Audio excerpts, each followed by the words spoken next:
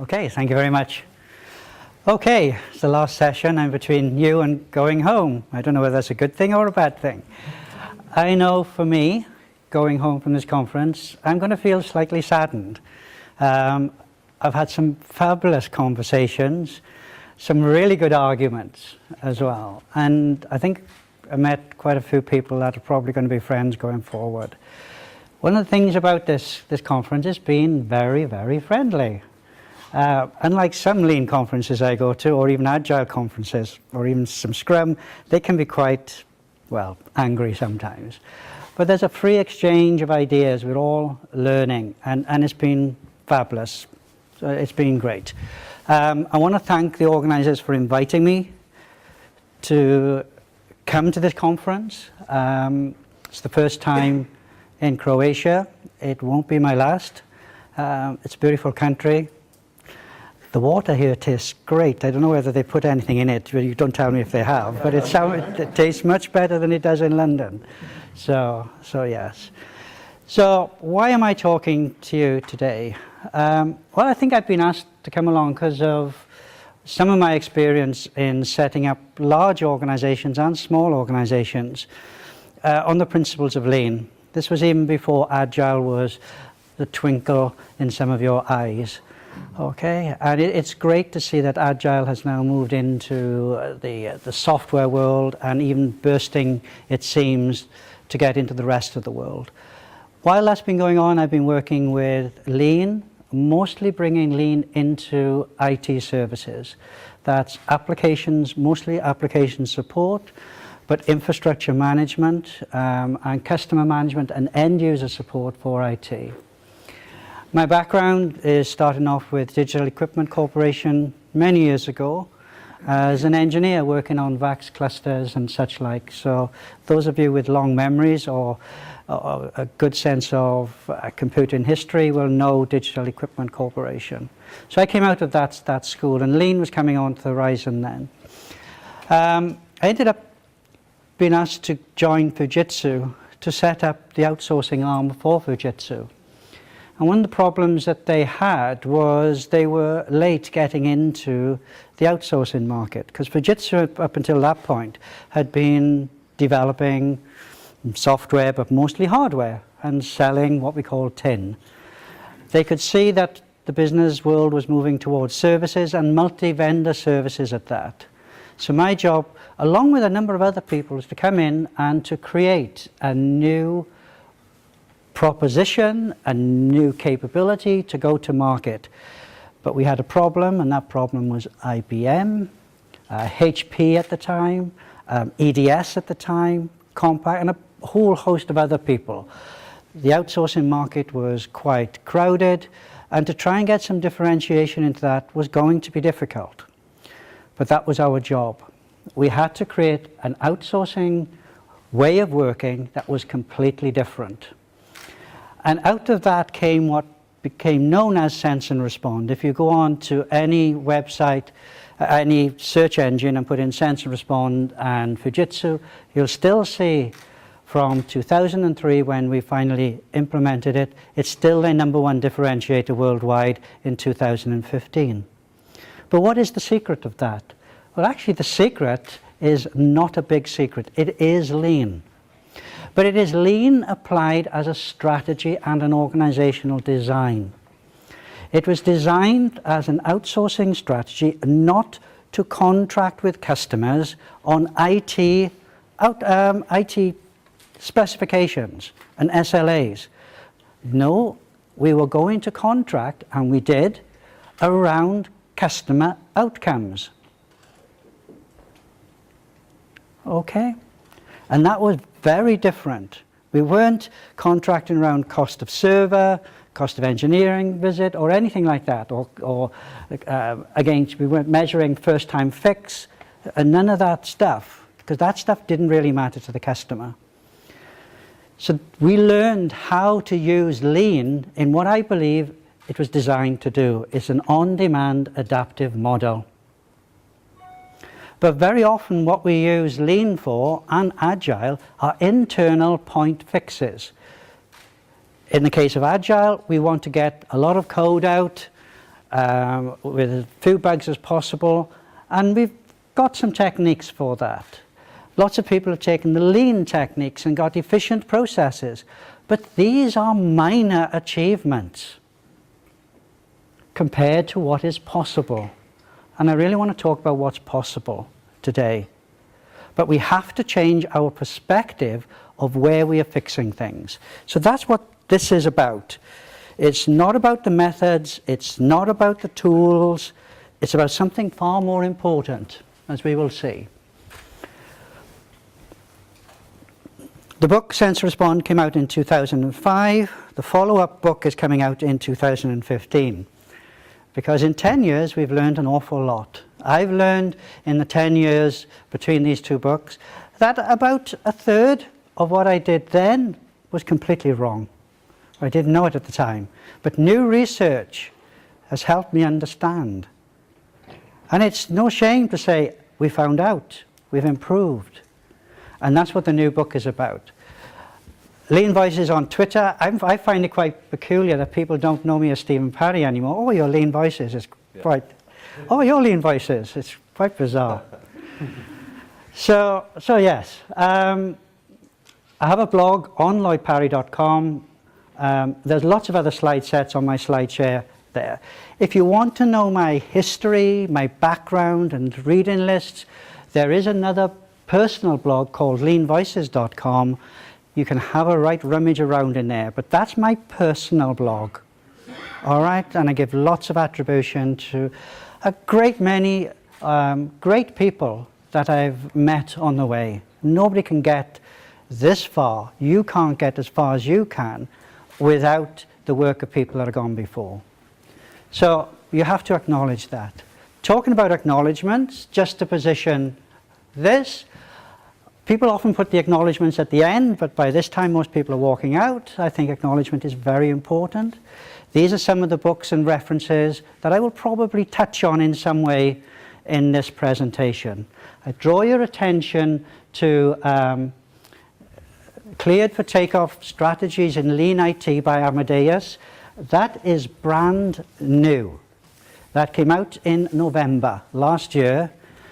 This is Amadeus. Some of you might know Amadeus. If you don't, they are big in the travel industry, supplying everything from applications, IT, and platforms for bookings, travel agents, airlines, everything. It's a really big company.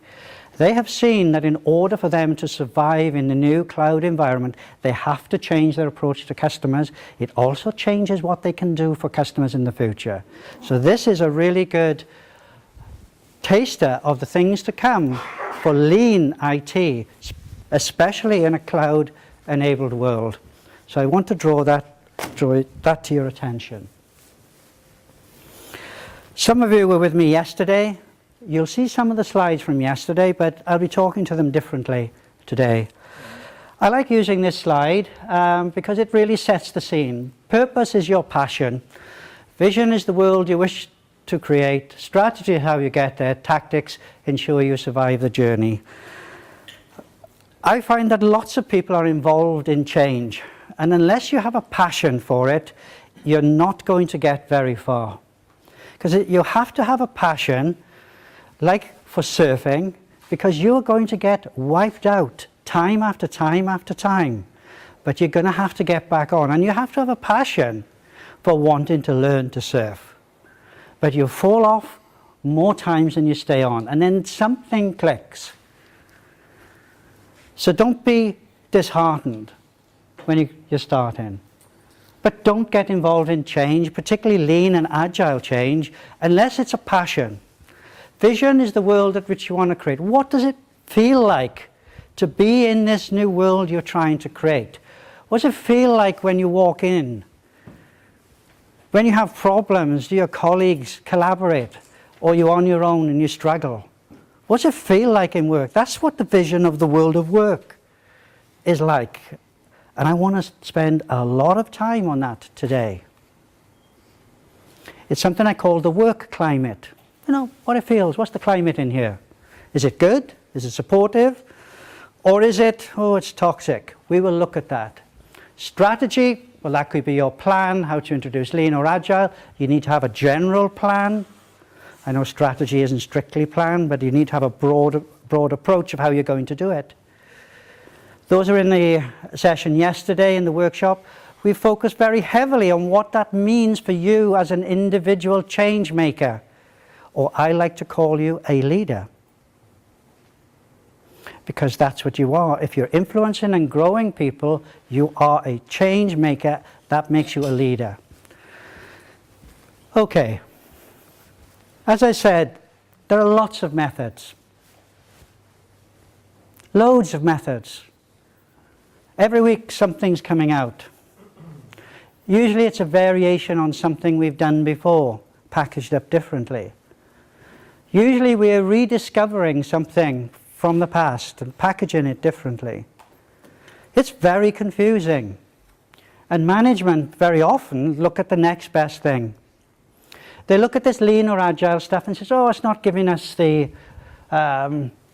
change we wanted as quickly as possible. This doesn't work. And I'm always disappointed at that. It's a bit like, they've come up with a new method for making a cake. Say you're a cake. Imagine you're a cake. Somebody's come up with a great way of turning you into a cake. You've gone through the blender. You're now in the red hot oven, and you're there because you want your destiny as a cake. So you're there with your fellow cakes in the oven. It's nice and warm. It's getting hot. And you're all there prepared to rise. Are you ready to rise with me? We're going to go now. You're squatting down. You're rising, it's going, and then the management says, I wonder how those cakes are getting on. They're not ready yet. And they open the door just as you're about to go, and all the cold air comes in. And then they shut the door again. But what has happened? Just as you're about to go, cold, you can't rise. You're stuck in the squat. That's it. You cannot rise anymore. Doesn't matter how much heat, you're stuck. And that is because management never let things finish before we start. Remember this phrase? Stop finishing and stop starting. And that means in choices of your methods. You're opening the oven door and it's half baked and you cannot make it rise afterwards. And it's a shame to see. So when I now start working on transformation methods, I don't go anywhere near the methods. I start with something called A3. And we had a conversation briefly at yesterday's. If you don't know A3, that is the language of Lean. It teaches you scientific method, it teaches you critical thinking, it gives you an excuse and a structure to talk about things that you don't normally talk about because it's not safe. All right? And I start with that, and I start with the management team.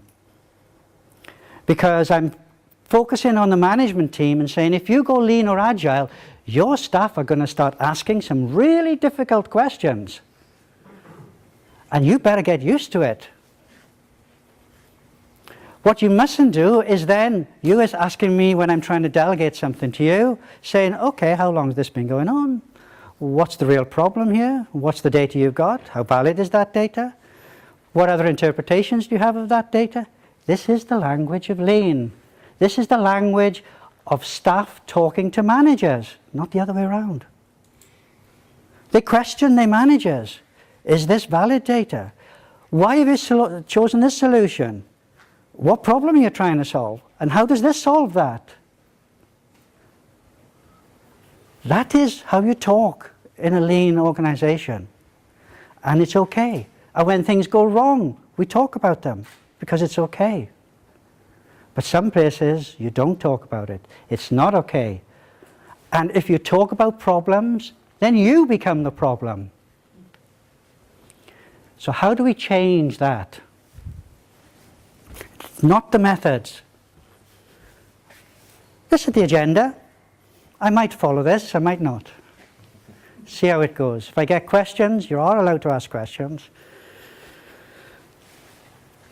Changing perspectives, what problem you're trying to solve, what level of fix are you fixated on?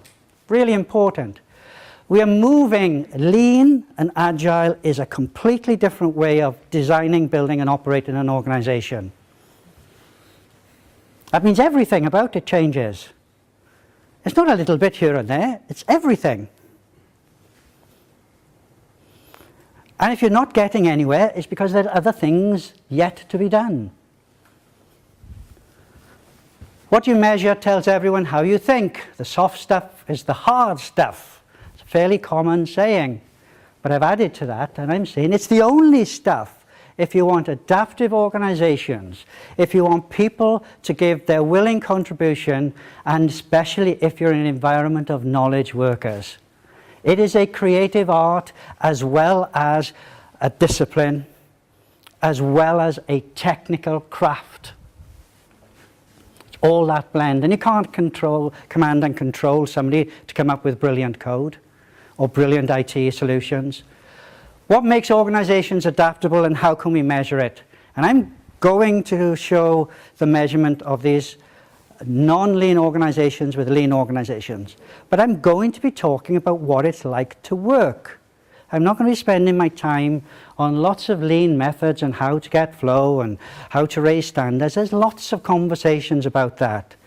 I am talking about what it's like to work in the place.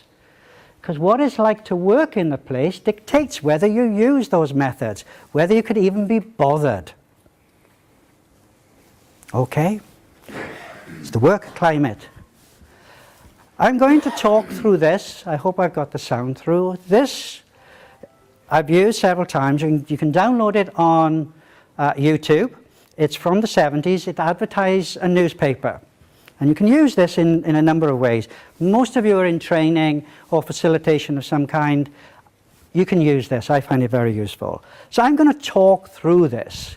Okay, so what we see now is there's a guy, he's roughly dressed, on the corner of the street, and he's looking down the street, and he looks, well, a little agitated. Let's see what happens. There's a car driving up slowly. He's running away. Maybe it's a gang after him or something. Looking the other way, though, he's running down the street. There's this guy. Oh, he's going to take his bag. But let's take another look.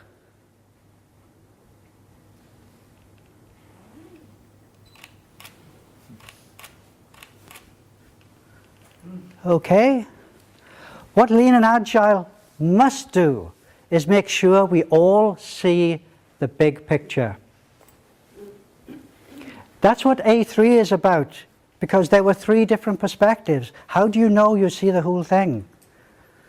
Coaching with your coach, saying, what's that data? What did you see? What did you make it mean? How do you know that?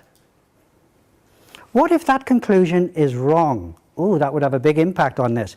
Maybe we should check that. These are just conversations. They're scientific conversations. What's the evidence? What's the data? We know from books like Thinking Fast, Thinking Slow that we are not good at understanding what's going on in reality. But Lean and Agile work on facts. And facts are difficult to come by. Why? Because we are human and we don't work on facts. We work on intuitions and feelings, and we jump to solutions and conclusions all the time. A3 is a form of thinking slow, but with a coach. So let's get back to what problem are we trying to solve. I'm always amazed how speakers come up here in Agile and Lean conferences and they talk about the customer. But then when we go to the conversation, it's all about the individual's problems at work. Very rarely about the customer. Very rarely about the customer. Because it's me. But there's another way of talking about me, is how do I serve the customer? Is there a clear line of sight between all the work I do and customer outcomes? If I cannot see a clear line of sight, I mean really clear, how doing this will do that for the customer. Not, well, if I do that, it meets some specs, so I guess it does. That's not seeing clear. All right? Really clear, seeing clear to the customer. Unless you have clear line of sight to your customer, you have no idea if you are producing value or waste. You are probably producing waste. So what are we trying to do for the customer? Solve my problem completely, they are saying. Now, these are not my words. These are from Womack and Jones's last book called Lean Solutions. They had to bring the world of lean service, and I think influenced by some agile stuff as well, into this book because they'd missed it in the earlier lean books. This was about services and knowledge work, how we are solving problems for the customer. So these are the new lean principles, and a lot of people know this. They still go by the 5 production principles, but in service and in your world in applications, the consumption cycle, the value stream is outside your organization. That is the one you need to optimize. Busily optimizing your internal processes doesn't change the customer's world. So we're even looking in the wrong place. Customers say, don't waste my time, cause my hassle. There's a great book on this called Lean Solutions. I advise that you get it. Provide exactly what I want, where I want, when I need it, all on demand. Reduce the number of decisions I must make. Not give me lots of solutions. Don't get me to help you, I want you to help me. That's mine, I added it. Because I was fed up of all of these self-help websites saying, if this is broken, try this. You know? They're getting me to fix the company's problems. And I think that's audacious. They're assuming I've got time. What would you do if you had to pay for all the service user and customer user time? It's on your budget now, your manager's budget. All the time they're waiting, all the time there's a bug, all the time I'm losing revenue because it isn't there on time. You've got to pay for it now. What would you do? Systems are down because the change request didn't work well enough, because the test didn't work well enough. You're now having to pay the customer. In some companies you have to do that. But it's now out of your budget. Your boss's budget. He doesn't pay for it because you don't suffer the cost. You don't suffer the consequences. Your customer does, and it's on somebody else's budget. But what if we could spend that money on improving our production process? We would want to find ways of stop losing this money. And this is coming from different levels of fix.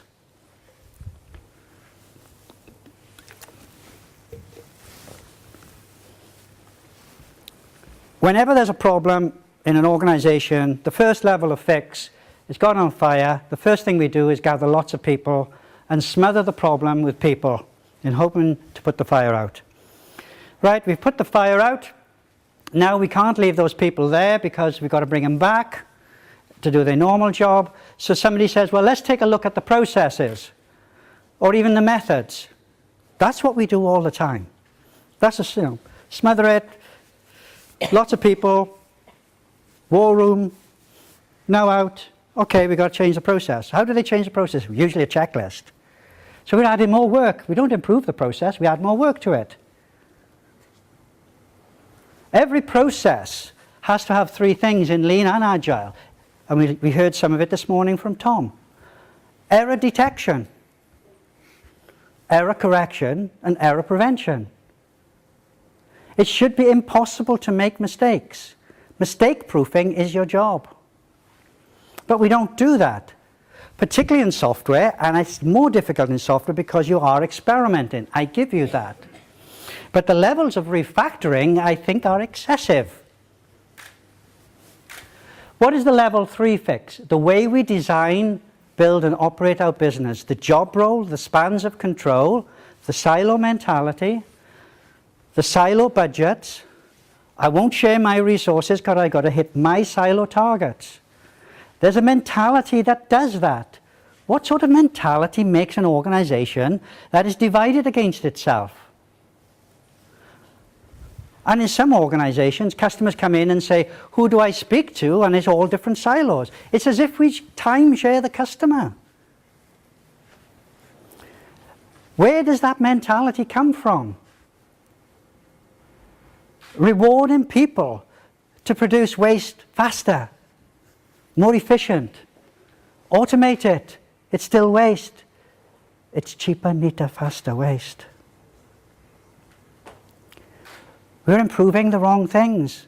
We're looking at the wrong things. We don't even know what waste is. We assume we can waste the customer's time. Well, if you are wasting the customer's time, your competition certainly won't. It's the way we design the organization. And for the rest of this, I'm going to be talking about two concepts. The vertical silo organization, where work moves across it, or the horizontal organization. And there are two different ways of designing, building, and operating. And if you try to mix both of them, you get mayhem, you get frustration, you get cross purposes, you get cross people, you get cross customers, and it becomes a deadly place to work. Is this making sense?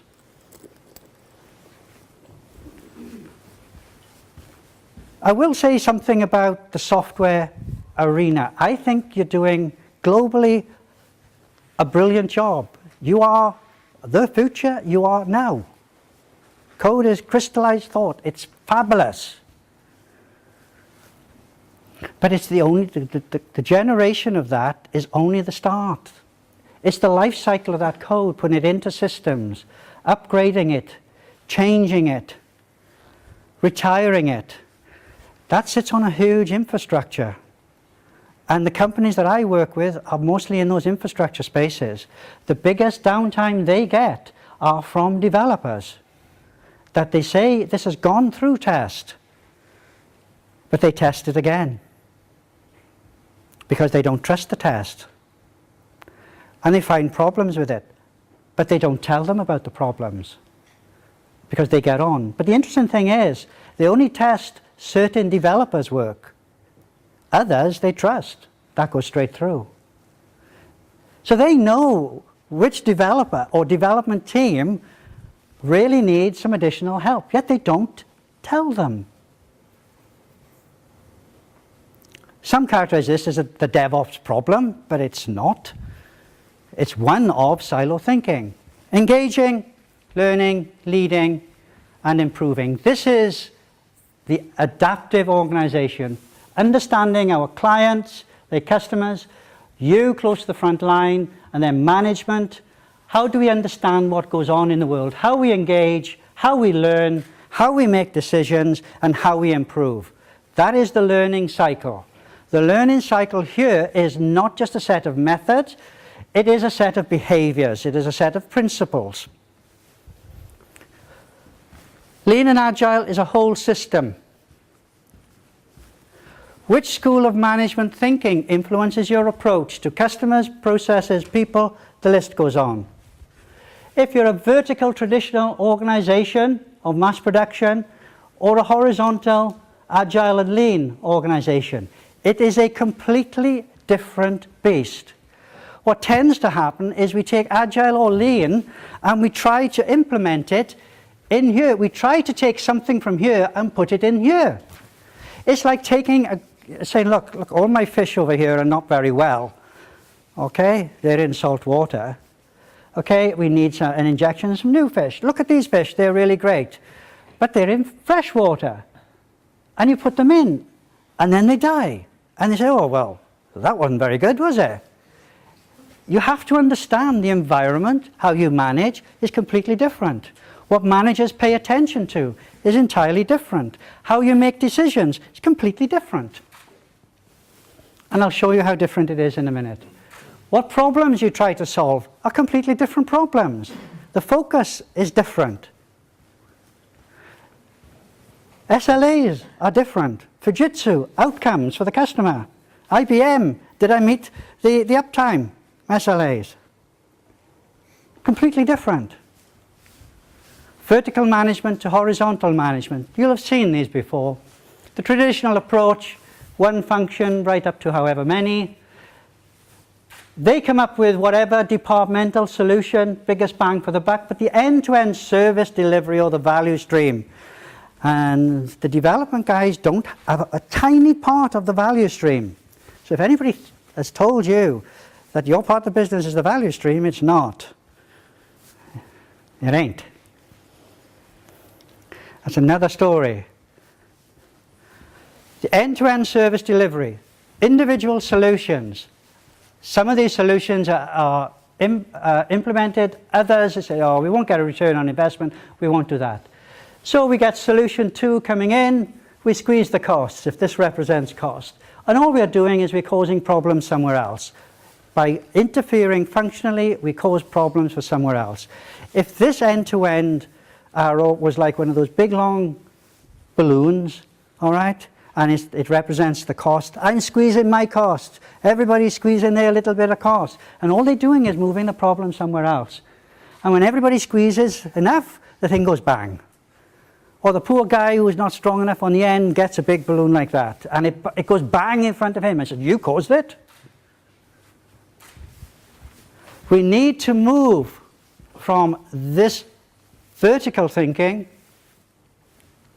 up here, because the customer purpose is here. Every function has a different purpose. They do different things. They have different budgets. And we have different cross purposes all the way along. When you have a survey back from the customer, you go and look at, well, how did my department do? I'm okay. Oh, Joe's got a bit of trouble coming up. So we need, when we are squeezing it like this is typical pure lean. We get variation in our output, it's unpredictable. Okay? We want end-to-end performance, we want to understand what we are getting in terms of work in progress as it's flowing through here, and the rework that is being caused. We don't put it into a rework list like that. If I get a piece of software and it's broken and it's coming from you, I call you now. I don't put it into a list. I stop what I'm doing. I'm talking to you now. I don't have a bureaucratic stuff. Now, I do take issue with some of the stuff you heard this morning about this inspection, great big list. Rubbish. You know where this is coming from. Stop what you're doing and go and tell them. Because in a lean world, it is not respectful to let other people continue to make errors and not tell them about it. That shows total disregard. They probably are completely unaware.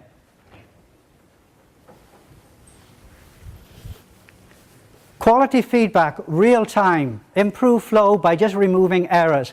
I am not a great believer in classifying different types of waste. It is pointless. I'd rather look at what causes waste, and what causes waste are errors. And we all know what errors look like. So just be relentless about your errors. You become successful by just removing your errors. Errors cause rework. Errors cause delay in flow. Everything. Just look at what causes errors and have conversations. What causes errors most of the time is people. Reduce your WIP, reduce your workload as we go in. But it does mean we work together, which means I am getting work in my department that's caused by Damo here. So before I start, because I'm pressurized to move it, I stop what I'm doing and I come and talk to you. I had one guy in a major organization, he was in network, he said, Stephen, you don't understand, 70% of the work I get, I have to rework before I can start in it. What do you mean? It's not specified right, the part's not there. I have to do somebody else's work before I do mine. And I said, well, where's it coming from? He said, I've given up telling them. So we said, right, each time it comes up, you tell them. And people say, oh, I didn't know, you did. All right, I'll stop that. Within 3 months, that 70% had gone down to 50%. And within 3 more months, it had gone down to 15%. Because up until then, he was asking for a lot more resource. He wasn't even doing his work. But his job in telling other people upstream where they were causing problems became his job. What you measure tells everybody how you think. All right, a little bit of involvement. You are now about to contract something, a company, to do something you want done. And it could be anything from making sandwiches or delivering code on time, whatever. And the SLA is 70% on average. Okay, that is the SLA. Now you've got two companies. Both of them are delivering 90% on average. Both the blue company and the purple company. Which company are you going to give the contract to? Because they meet the specification of an average of 90%, first time delivery, sandwiches are fresh, whatever it is, it doesn't matter. Imagine. Hands up those who would vote for the purple company. Okay. Hands up those who would vote for the blue company. Right. Hands up if you didn't put your hands up. Right. I'm colorblind. Right. So there are some people that don't want to take part in ritual humiliation, so they kept their hands down. Okay, it's not like that. What we are looking at, the averages don't tell you the whole story. The range tells you the story. So I'm not, whichever you voted for, you voted for. It's 90%, between 85 and 95%. It is predictable. It's predictable on the amount of resources, staff allocation, delivery times. You want predictability. Remember those lumps? That creates unpredictable delivery. You want consistent delivery. Some people will say, well, when I ask, why did you pick the blue one? They say, well, sometimes they overachieve. And then I point out, well, sometimes they've underachieved by a lot. Now, if I said to this company, I want it to go up to 95%, which of those companies is more likely to make it? The purple one, because their processes are fairly standard. That doesn't mean they're static. Don't think that standardization makes you a robot. Standardization is only there to tell you when work is wrong. And when it's all right and going being right for a while, you raise the standard. Okay, standards never stay the same in a lean world. They're always rising. Okay, so standards are never static. So don't measure your business using averages. If any scores back at work are averages, go and find and put the range on there. Because comparing your average with your average doesn't tell you anything, because it could be the same. It's the range. It's the range that's the customer experience. It's the range that's predictable. You want to get unpredictability out of this. This is a good example. This was a measure. It was a very bad measure, which was the mean time to process priority medium within 140 hours. It doesn't say what the problem is. It's an application problem of some kind from a customer. All right, and what were they achieving? Well, the mean time was 47. On average, it was 47 hours. They were achieving that. The goal was less than 140 hours. Hey, we're okay. Then we looked at it. Well, what is the range? Well, the range goes from 0 up to 242 hours with a range of 47. All right, so that is the goal. I'm not tall enough. Who's tall? I'm from Wales. We're known for having short legs. Okay. I'm quite tall. It's only my legs that are short. The mean time to process is there. There is the average. But statistically, that number and that number are the same statistically. But look at all of this that it reveals. There's about 3,000 in there. They're all averaged out.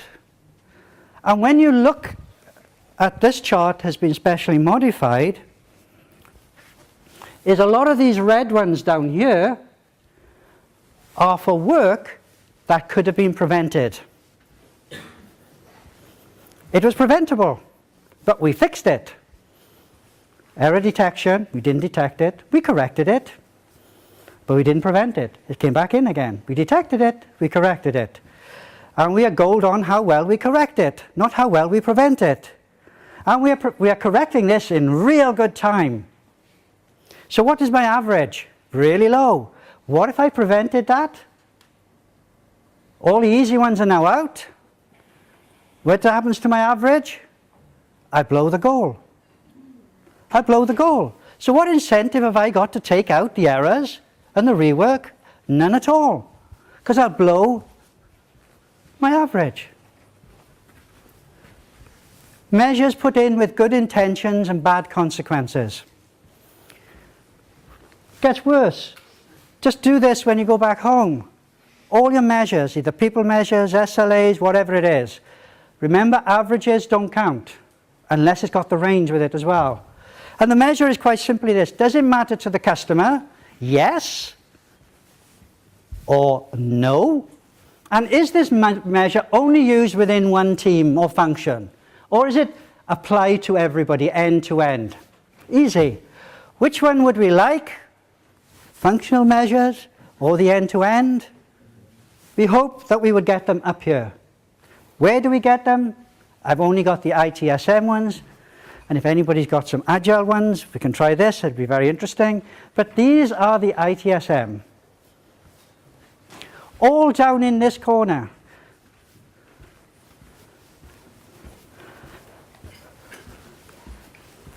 And we wonder why we are not customer focused. Though we're functional focused, with functional goals. All the things in the know are to do with controlling resources and expenses. Because that's efficiency, isn't it? Doesn't matter whether it's effective. Whatever we're producing, we're efficient, especially the waste.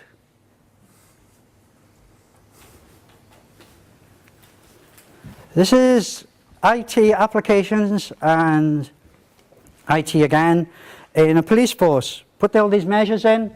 The guys from yesterday saw this, so don't answer this. Where were their measures? They put all their measures, says, look, these are all our measures up in the top corner here. This is great. And by the way, we're achieving all of these. So you've just started with us, Steve. Why are you here? Our measures are meeting the needs of the customers, and they're all highly performance. We've got there's nothing to do. And then we took a week in the field talking to customers and police officers and victims of crime. And we came back and we did the same thing. Same people, same measures. But their mind had changed. Nothing had changed in the real world. Now, if you want to reduce Agile or Lean, and they think like that, what chance have you got? None. If they think like that, now we can start. But people use Lean and Agile to make these measures go better. Duh. You end up in the wrong place. Wrong place. These are pain points. Large applications company. These are all their pain points. They don't matter. In Lean terms, it's waste pain. They sit up at night worrying about something that have no consequence. Nuts. Gets worse. This is a local government. Okay? So these were their SLAs. Look at them. Oh, and they were much neater than the police, as you can see. You know, they had that going. Well, they're civil servants, so I don't know. Police are like action men. So you can see they're much neater, and they had a lot more measures, being the government. But these were the IT guys. So they went to the end user, and they said, which are the council workers, the government workers now, not the IT guys, and said, well, what are your measures? And they're all in this same quadrant. Nothing to do with the citizen, nothing to do with the public, all to make their lives easier. So what are your pain points? The IT guys said to the users. Well, these are the pain points. And where are the pain points? Where all the measures are. None of them are to do with the customer. When it came to specifying applications, what were they going to do? They do pain point mapping, don't they? And they make it to that. And then the government says, why aren't you changing our society with all this investment in the IT? You're making the lives of the council workers nice, but it's not getting better schools for children, not helping people on drug abuse, Not people in old homes who want their houses converted because they're recently disabled. Those are the measures that you should be measuring your IT on. That is why it's a purpose. Because you have an IT purpose, and IT is not an end in itself. It's a means to an end. That is why those guys were so mad. They put this together. This was their new purpose.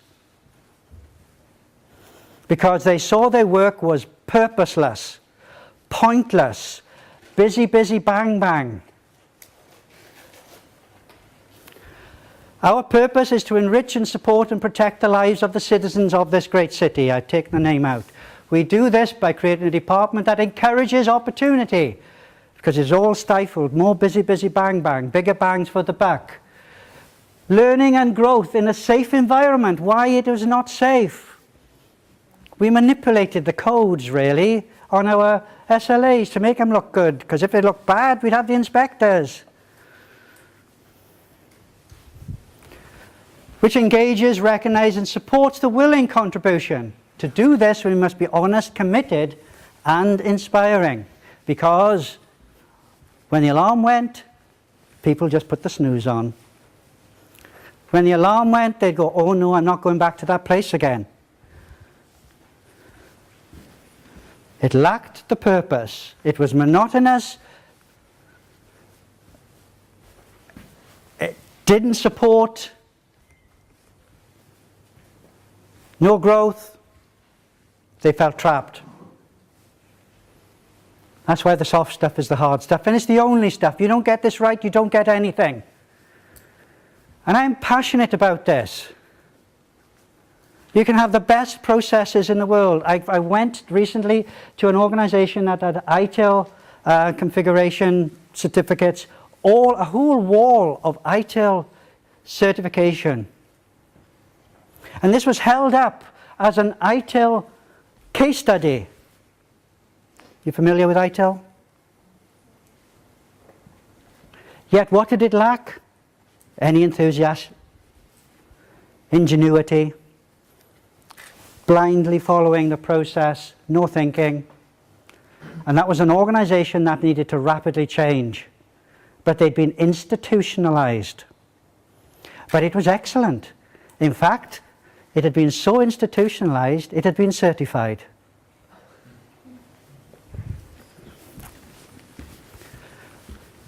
How we treat people, performance of people is a matter of choice, giving them freedom, with the power to do what matters. Just get out of the way. But how do we get in the way? The wrong form of leadership, the wrong performance measurements, we just saw that. Processes and procedures. One of the best tests of an improvement to a process is, does it make the employees happier? If it doesn't, you haven't done your job enough. It might be cheaper, faster, and neater, but are you happier, or is it now harder? It should be easier, but we don't use those measurements. The role design and the climate. Total respect we need to be going for. That's a climate. Management have to be trustworthy to raise problems. So how do we get there? What makes an organization adaptable? We saw this: engaging, learning, and leading and improving.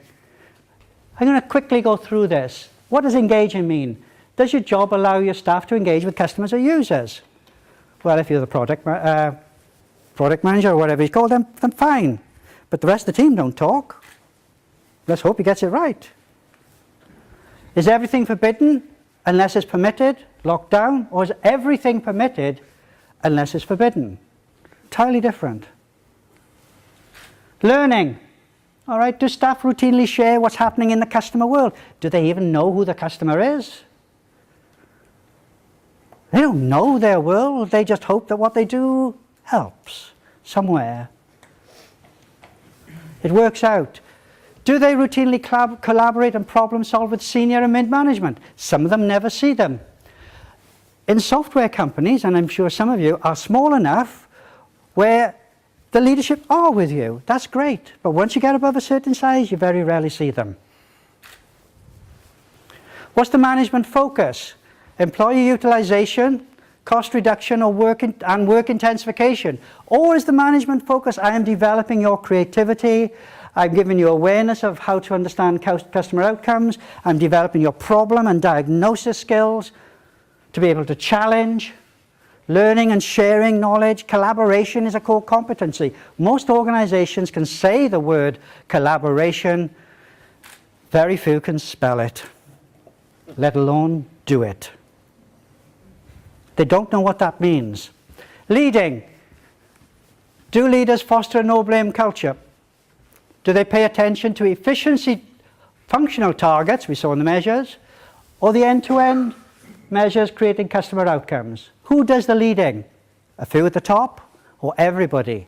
In Lean and Agile, everybody does the leading. It does.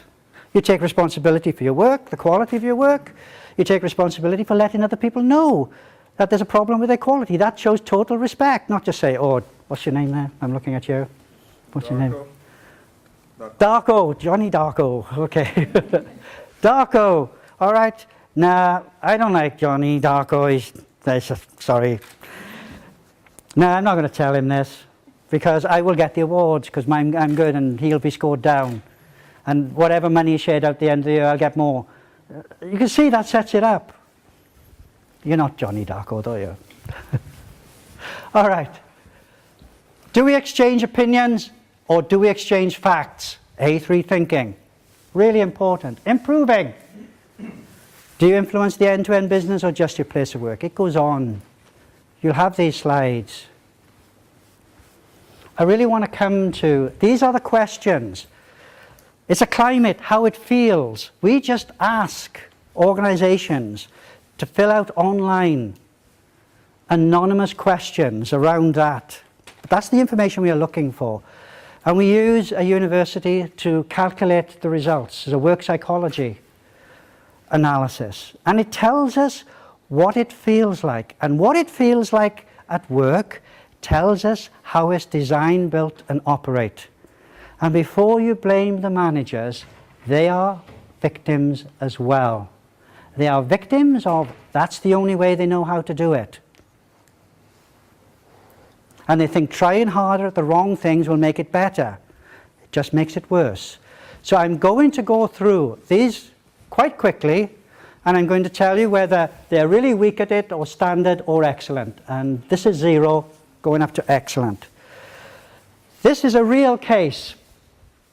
And I'm going to show you 2 application development teams at the same company. One started doing Lean the way that we are talking about Lean. Working on the people, working on the thinking. The other team didn't. They were doing it in the traditional way. They used Agile, Scrum, and Kanban. All right? The whole suite. But one team, and they were performing about the same. 6 months later, we ran this survey. All right, we can see that team 1 had some autonomy, customer-facing activity was quite high. This is 0, this is going up to excellent. Intelligence gathering, nothing about the outside world. They were sharing team information, of course, that was good. Learning, how were they learning? Well, they were sharing intelligence within the function and with other functions, but not with senior managers. They had very little understanding of the rest of the organization. So if there's a problem, they couldn't take it anywhere, so they didn't. So this is the other team. Still some weak autonomy because they were doing it in a controlled way. Customer-facing activities high. A lot more information about the customer now compared to them. Sharing that information within the team. Their organizational understanding had shot up. Sharing it within the function, with other functions, and with the senior management. They're in collaboration. We're measuring it. Okay, leading, performance management was weak. It wasn't even a good command and control organization. The best description of this was a command and hope organization.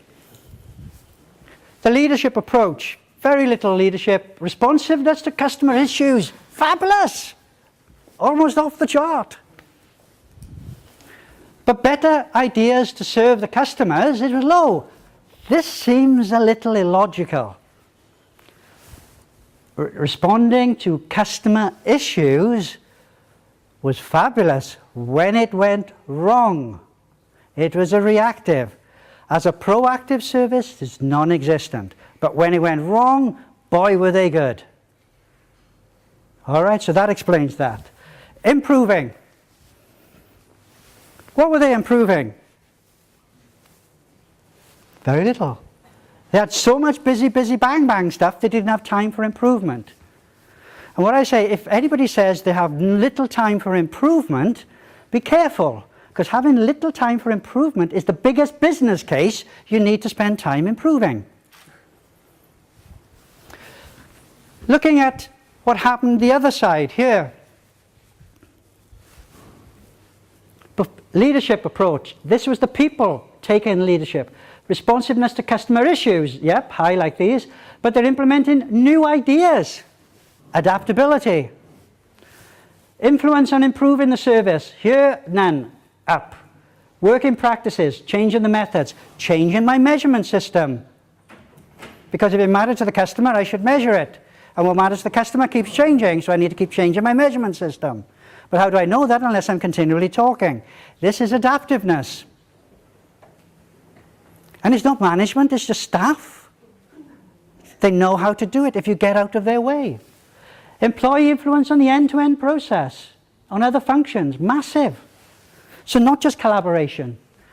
This is a large organization of 2,000 people.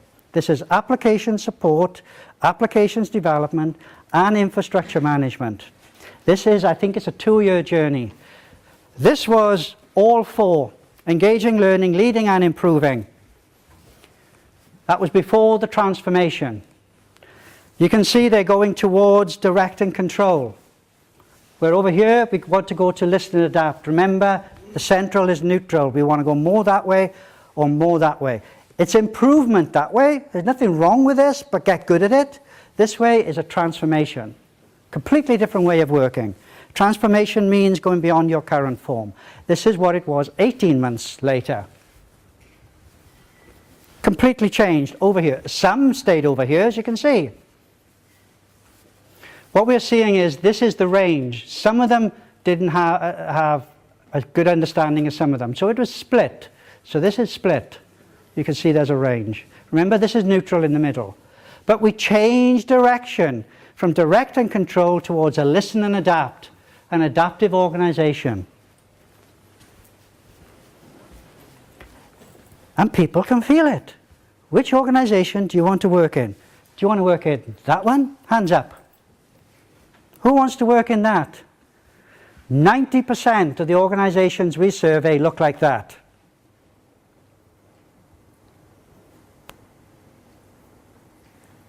And a lot of them are trying Lean and Agile. They put in freshwater fish into salt water, and they can't understand why the fish are drowning in water.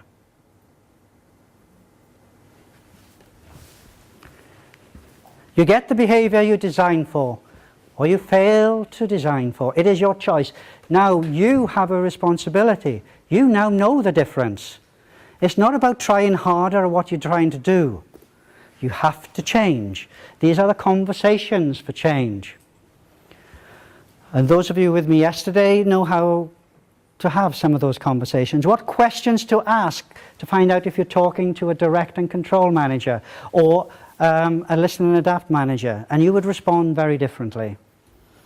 They value different things, and it's up to senior leaders to know what the difference in the value systems are. You need to put an end to busy, bang, bang stuff. The customers want value. You want to deliver value. And only when you deliver value to the customer can you create wealth together. Only when you do that can you beat the competition. Please read Cleared for Takeoff. And we're done. At an end. Thank you.